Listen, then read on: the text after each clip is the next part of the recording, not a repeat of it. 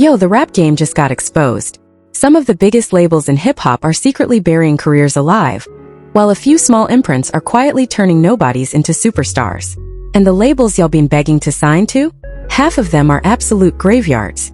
Meanwhile, Drake's whole operation is out here treating artists like disposable props. Bro really built a label just to make himself look bigger. That's wild. Before we get into it, like, subscribe, don't miss it, nah. Here's the situation. In 2025 and rolling into 2026, the rap label landscape got completely flipped upside down. J. Cole, Jermaine Cole himself, dropped the Fall Off on February 6, 2026 through Dreamville and Interscope, marketed as his final album, and confirmed on Reddit that Dreamville's UMG partnership is ending.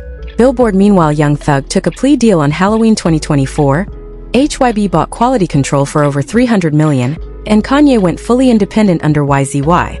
Drake's OVO sound really thought quiet mediocrity was a business plan. Now let's break down which labels are cooking and which ones are cooked.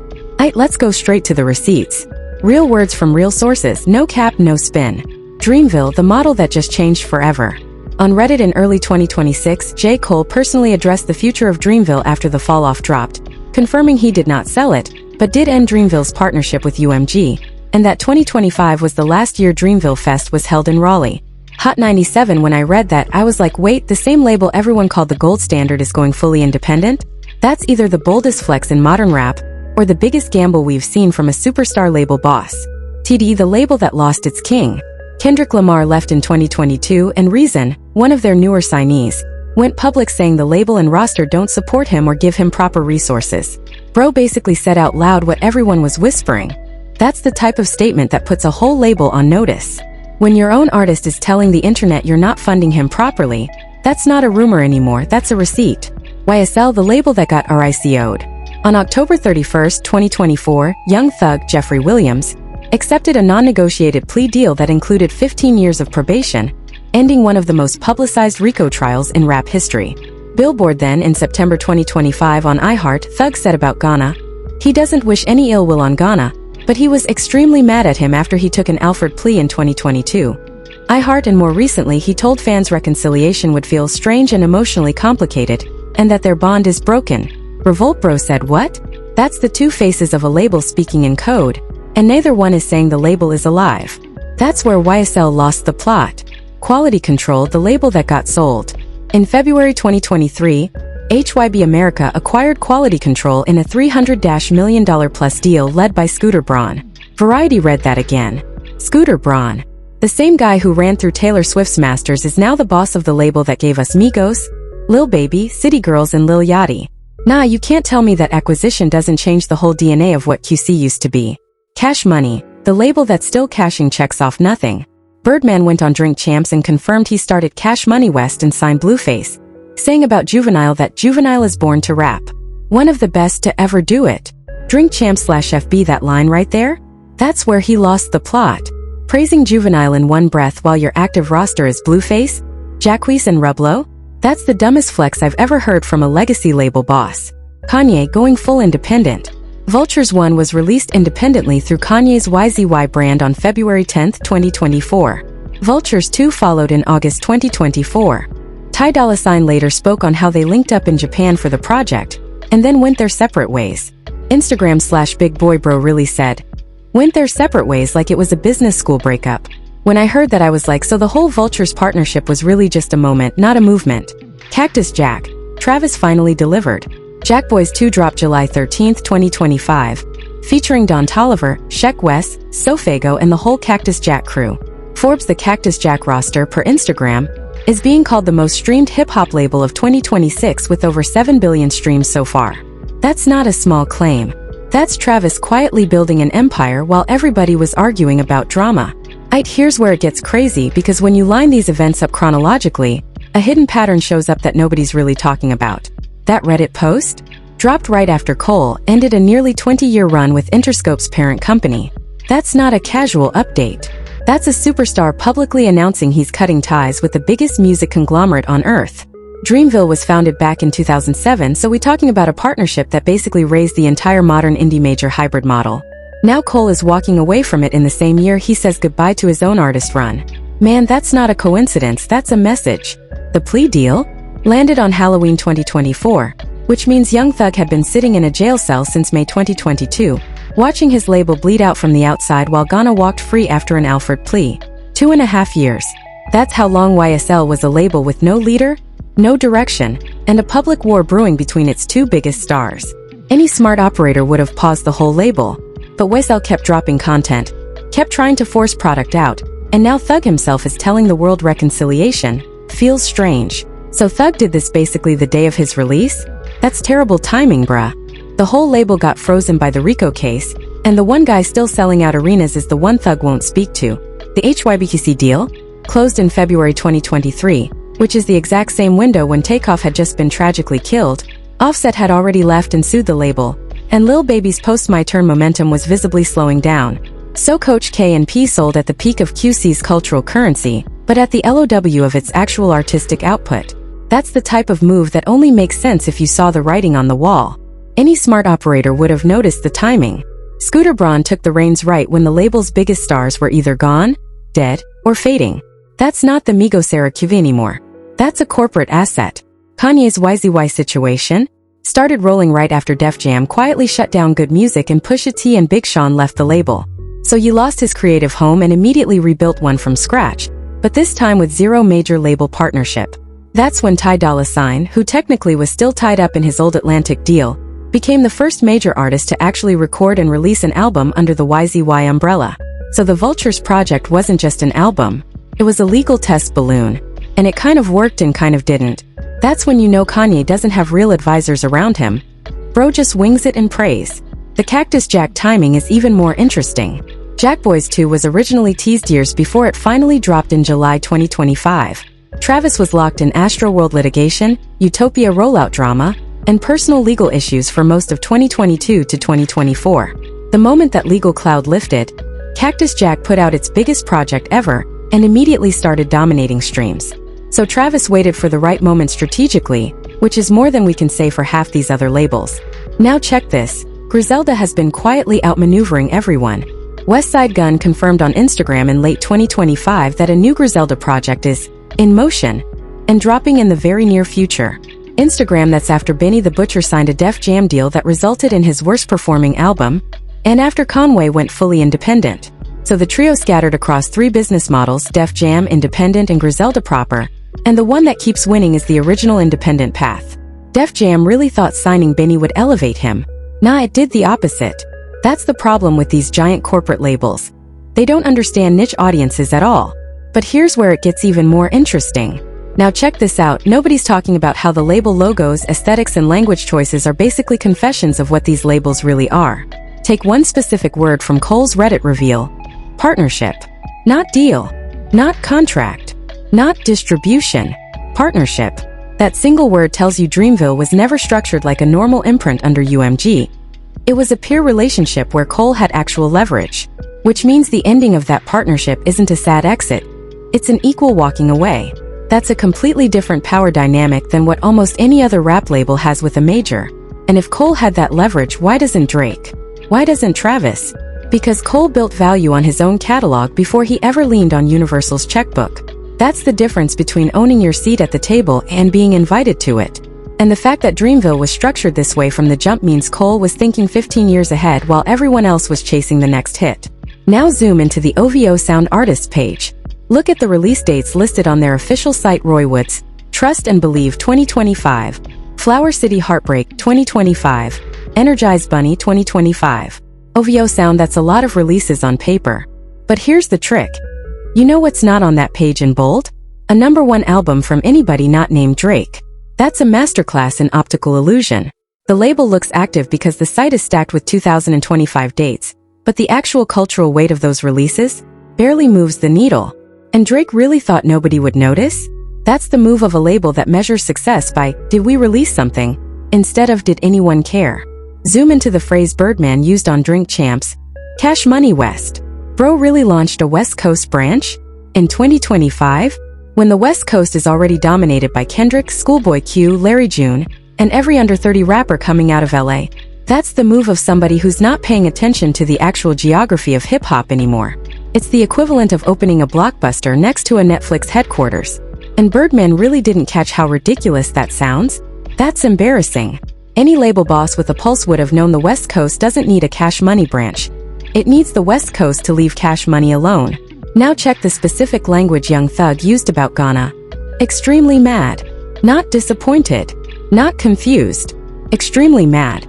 That's a very specific emotional register. And then he pivoted to saying he loves Ghana to death.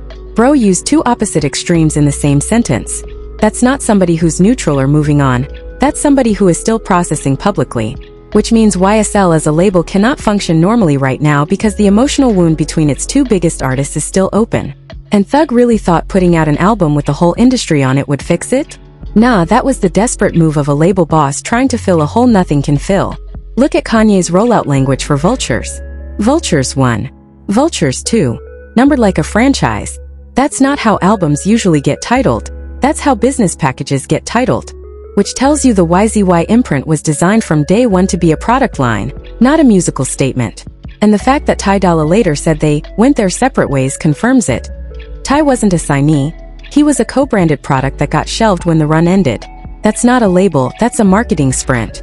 If Kanye had half a brain about label building, he'd have locked Ty into an actual multi-project deal. He didn't. And now bro is stuck trying to sign Dirk while still legally tangled in his own stuff. Now examine one detail on the Opium roster. Playboi Carti's crew tour name. Antagonist 2.0 tour set for October 2025 with Ken Carson, Destroy Lonely, Homicide Gang and Apollo Red. Brooklyn Vegan. That naming choice is not accidental. Antagonist. As in the villain. As in the outsider. Carti is intentionally positioning his entire label as the antagonist to mainstream rap. Which is exactly why the sound, the aesthetic and the fanbase all feel so cult-like.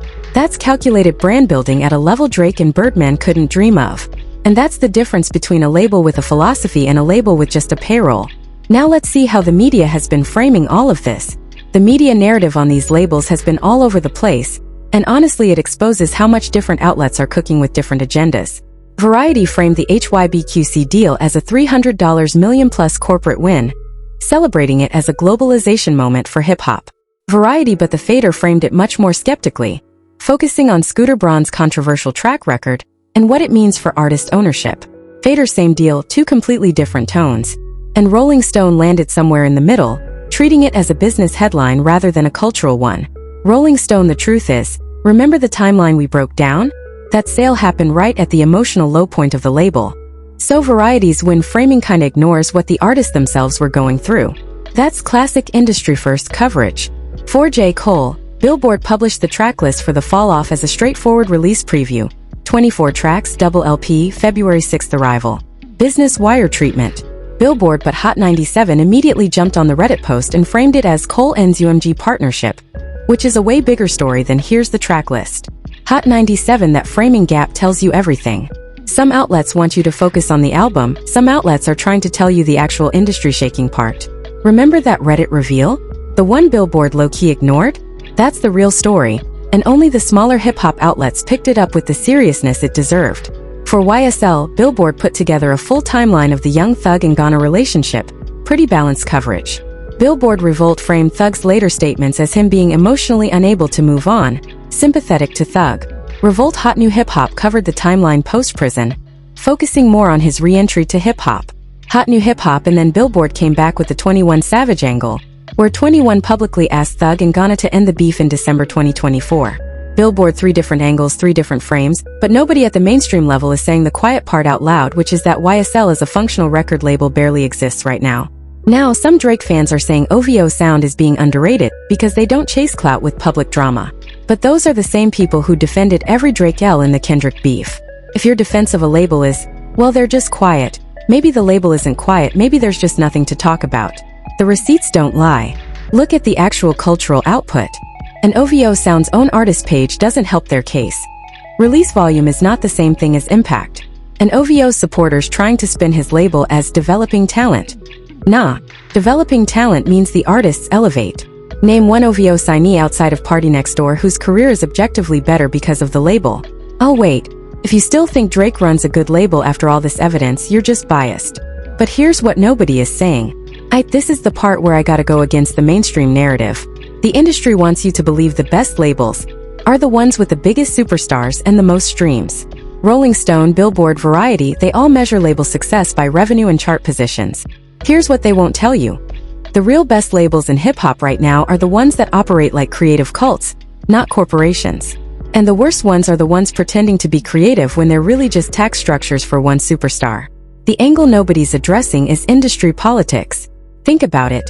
Why does every major superstar suddenly need their own label?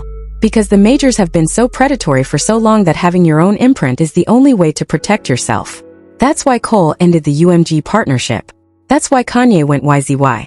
That's why Kendrick built PGLang from scratch instead of taking a deal. These aren't vanity projects. These are escape hatches from a broken system. Remember that Reddit reveal? Cole's real message wasn't "the fall off is my last album." His real message was, "The major label era of Dreamville is dead." He built Dreamville inside the belly of UMG, extracted the maximum leverage possible over 15 plus years, and then walked out the front door with his catalog, his artists, and his festival ecosystem. That's not a retirement. That's a strategic extraction. Cole basically ran the Trojan horse play on the entire major label system. And the majors are watching him leave with their most valuable modern rap catalog. That's a chess move so quiet the industry barely registered it. Meanwhile, Drake represents the opposite model. OVO Sound is a puppet label. It exists because Drake needs a legal entity to house his songwriters, his ghostwriters, and his reference track pipeline. It's not actually a label in the traditional sense. It's an infrastructure play. And the industry loves it that way because Drake having his own label makes the majors look artist-friendly while actually giving Drake zero real independence. Every OVO deal still runs through Republic/UMG. Drake is a puppet, and the label is pulling strings. He just doesn't realize the strings are still attached. Then look at the historical pattern. This is the same playbook that ended Cash Money's dominance. Birdman built an empire on Lil Wayne, then squeezed Wayne dry, then couldn't develop new stars, then had to sign Blueface just to have a name on the roster in 2025. Bro really watched his own downfall unfold in slow motion. Cash Money is repeating the same mistakes that ended Bad Boy's dominance, and OVO is repeating the same mistakes that ended Cash Money's dominance. We've seen this before. OVO is on the losing side of history, and the receipts have been there for years. Nobody was just paying attention until now. Now here's the psychological warfare angle that nobody addresses. Playboi Carti's Opium isn't just a label. It's a controlled ecosystem. The way Carti signed only 3 artists, Ken Carson, Destroy Lonely, Homixide Gang. The way they all dress alike, sound alike, share fan bases, that's not accident. That's cult state brand engineering. And it works because young fans crave belonging more than they crave hits. Opium fans wear the merch, adopt the aesthetic, and treat the label as an identity marker. Compare that to OVO fans who are really just Drake fans who happen to buy OVO all hats. That's a massive difference in cultural stickiness. Carti is playing chess while Drake is playing checkers. Every move Drake makes with OVO is predictable. He's already lost the culture war and doesn't know it. Same thing with PGLang. Kendrick and Dave Free announced a new signee R&B artist Imani in 2025. Instagram just Imani. One name. That's it. That's the anti-quantity approach in action. PGLang isn't trying to be a factory. It's trying to be a movement. And the industry hates that because movements can't be bought. That's why you'll never see PGLang get a $300 million offer from HYB. It's not for sale, and it never will be. Here's the authenticity angle that's gonna hurt some feelings. The labels rewriting their own history are the labels dying fastest. QC before HYBE was legitimately a cultural tastemaker, but the version of QC that exists post-Scooter Braun is a totally different entity. Same name, same logo, completely different DNA. That's what happens when culture becomes a corporate asset. It gets hollowed out. It gets optimized for algorithms. Stops taking risks. QC's whole persona is now manufactured corporate hip-hop, and the culture is starting to notice. And the QC as tastemaker narrative? That's revisionist history. The actual tastemaking stopped when Takeoff passed and Offset left. Everything since then has been momentum coasting. And here's the biggest forbidden take of all. Griselda is quietly winning while everyone else is losing. No major label backing, they left Shady's toxic system. No corporate parent. Def Jam mishandled Benny. No mainstream awards push. Just consistent releases, hardcore fanbase, and full ownership of their catalog. In an industry where labels are collapsing and lawsuits are flying, Westside Gunn built a model that doesn't need any of it. That's not luck. That's the future. And the majors are terrified of what happens when more artists notice that the Griselda blueprint actually works. And that's the truth they won't tell you. The industry isn't ranking labels by talent. It's ranking them by how much they feed the machine. The actual best labels are the ones that starve the machine.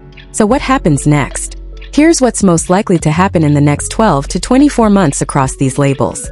Scenario 1, the independence domino effect. Cole's exit from UMG is going to trigger a wave. Watch when Kendrick's next PGLang project drops and does numbers on his own terms, and when Griselda's next Westside Gunn album goes top 10 without a major push, other superstars are going to notice. Travis is going to renegotiate his Cactus Jack situation. Doekiai is going to look at TDE and start asking questions. Even smaller artists on legacy labels are going to start pushing for independent structures. When this happens, the majors are going to panic and start offering artist-friendly deals that are actually just repackaged predatory contracts. And OVO sound is going to look desperate trying to reinvent itself. Drake really thought his infrastructure play would last forever? Nah, when even mid-tier artists start realizing they don't need him or his ghostwriter pipeline, OVO is going to become a ghost town. Bro's about to watch the culture move on without him, and there's nothing he can do about it. Scenario 2, YSL officially dissolves. If Thug and Ghana don't reconcile, and based on his recent statements they're not gonna, YSL as a functional label is dead. Thug will keep releasing solo music under some new imprint, Ghana will continue on his own, and the YSL name will become a brand attached to old catalog, not a living label. If YSL officially winds down, the ATL trap scene is gonna split into 3 factions. The Future/Metro camp, the Carti/Opium camp, and the independent Young Thug ecosystem. Any smart artist would have seen this coming and jumped ship a year ago. But YSL keeps trying to force releases like the label is still healthy, and every one of those forced projects is gonna underperform. We saw what happened with the last Thug album. It's gonna keep happening. Ghana is not ready for what's coming if he keeps trying to operate like YSL is still his home. He needs to fully rebrand. Scenario 3, the corporate collapse wave. Looking at the bigger picture, HYB bought QC for over $300 million.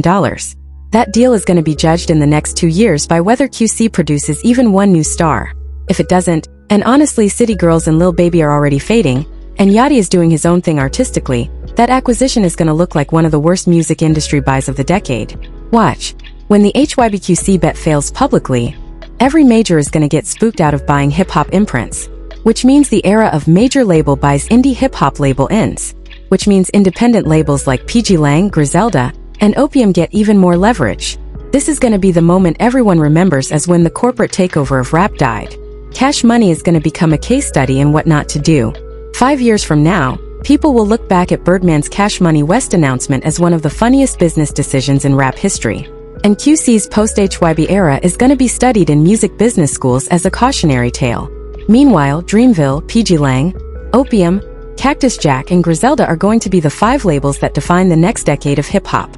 Not because they're the biggest, but because they're the most culturally durable.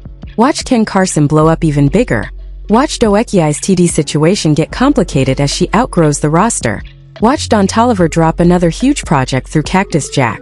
Watch Westside Gunn become a boutique label folk hero. And watch OVO, Cash Money, and Shady quietly become museum pieces that nobody signs to anymore. Whatever happens, one thing's clear, the era of the big label brag is over. And the labels still bragging? They already lost. Thanks for watching. If you enjoyed uncovering the real story, smash that like button and hit subscribe so you never miss when we expose what everyone else is too scared to say. Ring that bell for notifications. And if you want more truth bombs like this, click on one of these videos next. Trust me, you'll want to see what we found.